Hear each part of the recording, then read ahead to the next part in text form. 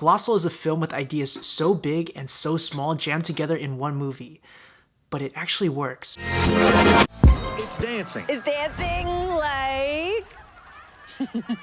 Holy shit. Colossal is directed by Spanish filmmaker Nacho Vigalondo. It's about a woman who finds herself in control of a big, huge Godzilla-type monster. Don't worry about why or how this is happening. You just have to accept it just like she does. Her character is introduced as this girl whose life is a complete mess. Her boyfriend dumps her, she has no job, and she has to move back home from the city.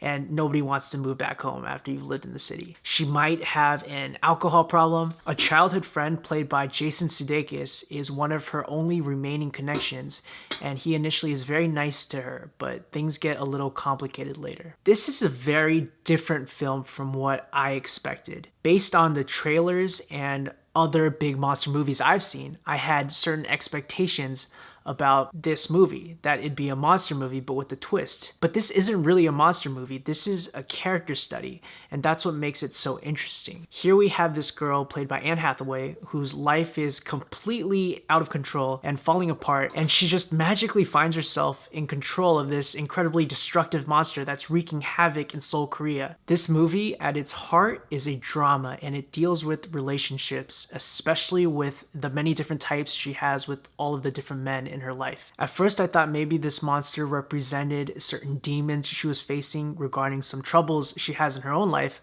but later I realized this movie is more about control. She's lost a lot of control in her life, yet all of these external elements are trying to exert their control onto her. Plot-wise, it doesn't seem like that much happens. It really is built a lot on conversations, a lot of heavy doses of self-loathing from multiple characters, but it works because the characters are all very well realized. Oscar, the character played by Jason Sudeikis, gives, I think, one of his best performances in how complex the character he's playing is. Initially, he kind of seems like a good guy, but he has many layers, and as we peel him back, again, he's not quite what he seems. Anne Hathaway's character is also very interesting, and it's very well acted by Anne Hathaway, but the character is very, very well written. There are a lot of these little moments where she acts and behaves like a real person with agency and not just a stereotypical movie girl, and I think you'll notice them when you see them. So her character, Gloria, has an ex-boyfriend, Tim,